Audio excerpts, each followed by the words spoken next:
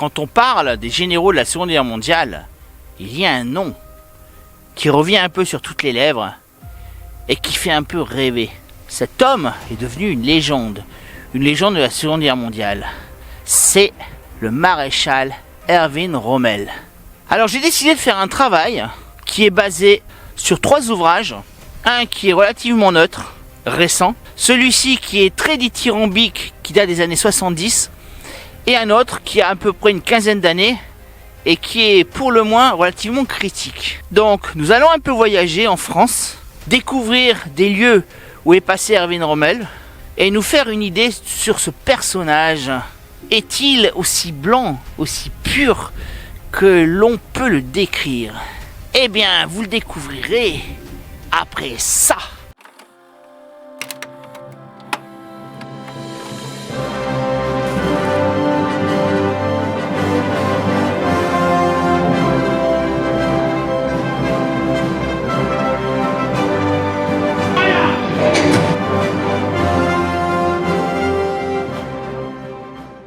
Salutations compagnons et compagnonnettes, je suis Bayan Taillefer, forgeron médiéviste et historien à 16 heures ou le contraire. Alors voilà, je me permets de filmer dans un cimetière allemand du village d'Illy, dans le département du Nord. Ce lieu de paix, aujourd'hui, recèle 2890 soldats allemands, dont un qui est extrêmement particulier. Mais je ferai une vidéo sur celui-ci dans quelques temps. Alors j'espère que les mânes de ces soldats qui sont morts il y a plus d'un siècle, me pardonneront de cette intrusion visuelle. Alors Erwin Rommel, c'est LE général de la Seconde Guerre mondiale. C'est un modèle de tactique, de stratégie, un parangon de vertu, un général non nazi. Nous y reviendrons dans la partie 3 de cette saga. En étudiant son histoire, on peut au moins distinguer 6 personnalités différentes. 6 événements de son histoire personnelle. Il y a le général Rommel de la Première Guerre mondiale, celui de l'Argonne et de Caporetto en Italie. Il y a celui de l'entre-deux-guerres. D'abord capitaine de la Reichswehr, l'armée de la République de Weimar, avant l'arrivée du nazisme. Et ensuite, période un peu plus trouble, où Erwin Rommel se trouve extrêmement proche du pouvoir nazi, et notamment d'Adolf Hitler. Nous y reviendrons. Il y a ensuite le général de la division fantôme, la 7e Panzer Division, qui va rallier en même pas 6 jours les Ardennes à la ville de Lille. Il y a quatrièmement le renard du désert, celui qui a affronté les généraux Auchinleck et le maréchal Montgomery dans les déserts de Libye, de Tunisie jusqu'à l'Égypte.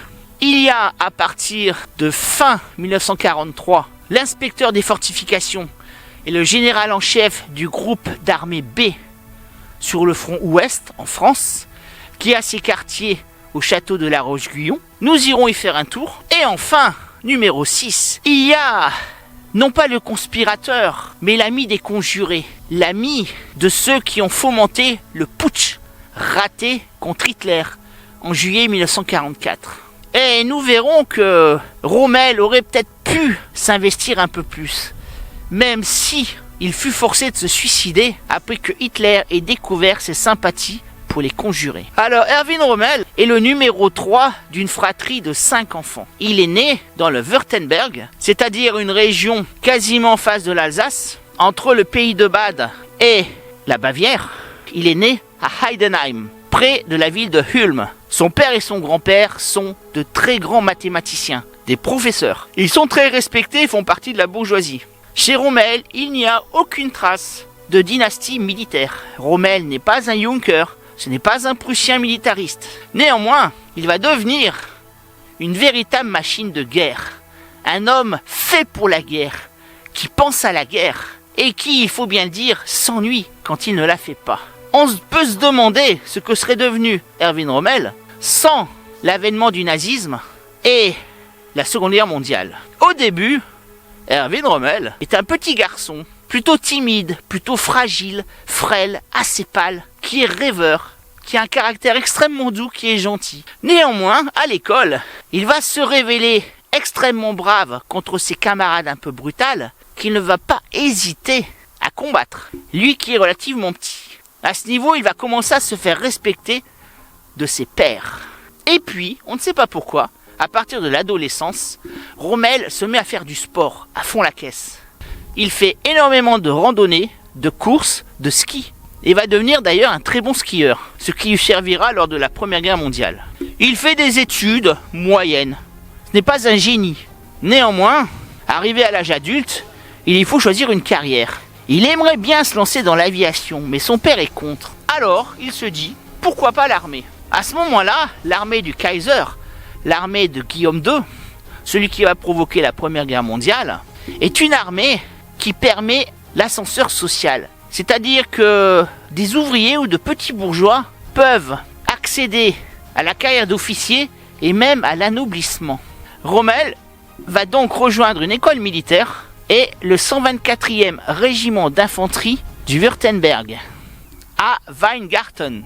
Il y rentre comme sous-officier en juillet 1910. Très vite, il deviendra sous-lieutenant. Ses instructeurs feront des éloges dans leur compte-rendu. Rommel se révèle être un très grand meneur d'hommes. Il sait organiser la troupe et il est très vite aimé par les éléments qui veulent progresser dans l'armée et détesté par les médiocres. Rommel, c'est quelqu'un qui a le sens du détail, le sens de la minutie. Il ne laisse rien au hasard et il déteste que les choses soient mal faites. C'est quelqu'un qui a une rigueur exceptionnelle. Et cela lui servira beaucoup dans sa carrière militaire. Il a un charisme, quelque chose qui le fait aimer tout de suite de ses hommes. À partir de 1911, il rejoint l'école militaire de Danzig, Gdansk aujourd'hui, qui est à l'époque une ville de Prusse. Et là, il termine sa formation d'élève officier. À Danzig, il va rencontrer sa femme, Lucie Maria Molin, qui est une fille de propriétaire prussien, originaire d'Italie. C'est une très belle femme brune dont il sera éperdument amoureux et il sera toujours fidèle. À noter que dans son caractère, c'est quelqu'un qui ne s'énerve quasiment jamais. Il ne boit pas, il ne fume pas. Il a un contact très agréable, un sens de l'humour indéniable. Il est caractérisé par une audace.